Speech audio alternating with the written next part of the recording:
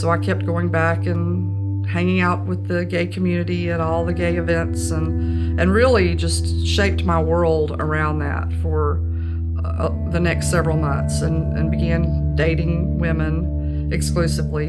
And it wasn't long before I met the woman that I thought I would spend the rest of my life with. We didn't know what to do that first weekend.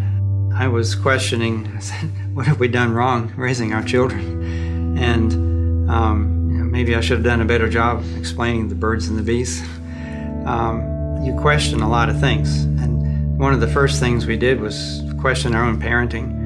And, it's our fault. What did we do? What she and I had for 8 years felt like love at the time. I really did think that I would spend the rest of my life with her. I could envision the two of us being old ladies on the front porch in our rocking chairs. I really believed that I had found what I was looking for. She was really good to me. She was what I felt like at the time was the first person who really loved me, who really understood me, who got me. And so for 8 years, it was she and me and my daughter and our little family and our gay community. It seemed that the things we were doing in raising our children were turning out great, and I had a lot of pride in how we were being good parents.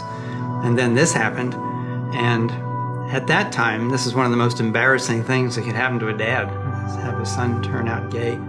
And initially, we only told some immediate family members, so we were very private about it initially.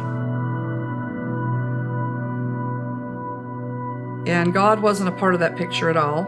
I did not darken the doorstep of a church for almost a decade. It's hard to explain. I knew that I was saved.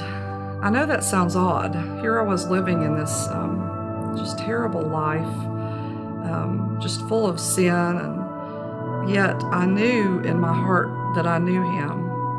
I knew internally to some level that what I was doing wasn't right, but I didn't care. I was still angry at God. He had not measured up to my expectations. I had begged Him as a child to heal my family, to stop the fighting, and things just got worse. And then all my friends were having sex, and nobody was getting caught, and I messed up one time and I got pregnant. So I was just done with Him and the whole, with my experience in the church. I was just really done with all of it. One of my first responses was I was angry with Satan for preying on such a young, innocent child. I was angry at God. I felt God had given us a really raw deal. We were both Christians. We had raised our kids in biblical principles, using church resources in Iwana. They had gone to Christian school. We had done everything that the Christian families were supposed to do. And I thought God had given us a raw deal. And I did have to come to the point where I gave up my right to be angry with God, because I knew that I had to get back to trusting God and His sovereignty, and that He had a plan for us, and He had a plan for our son.